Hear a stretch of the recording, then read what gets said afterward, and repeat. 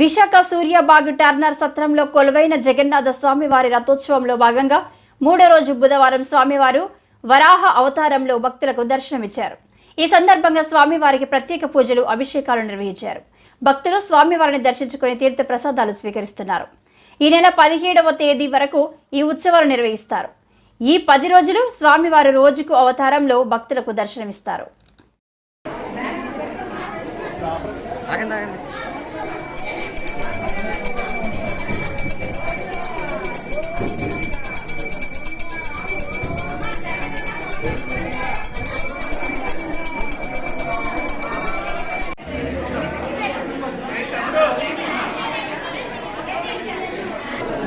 श्रीलक्ष्मी वल्लभार्वकनोस्मदाचार्यवन्दे गुरुं परम्परां श्री गुरुभ्यो नमः।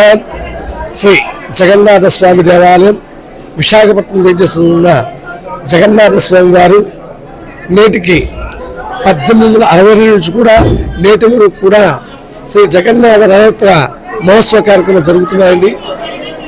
ఆ రూపంలో ఈరోజు రథయాత్ర నుండి 4వ రోజుగా వరాహ నరసింహస్వామి వారి దర్శనమిస్తున్నారు.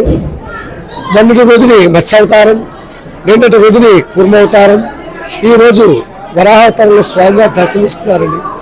కావున భక్తులు 50 మంది కూడా ఈ వరాహ స్వామి దర్శనం చేసుకొని భూదోషం అంటే ఎవరైనా ఇళ్ళ కొనుక్కోలేని వారి దోషం ఉంటే స్వామివారు దర్శనం చేసుకుంటే వారికి ఈ యొక్క ఇల్లు సంప్రాప్తి అవుతుందని చిన్న ఉపసూచిక పురాణాలు చెప్తుంది.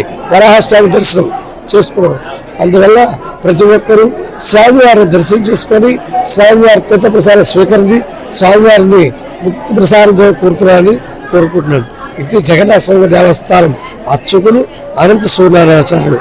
జై జగన్నాథ, జై జై జగన్నాథ.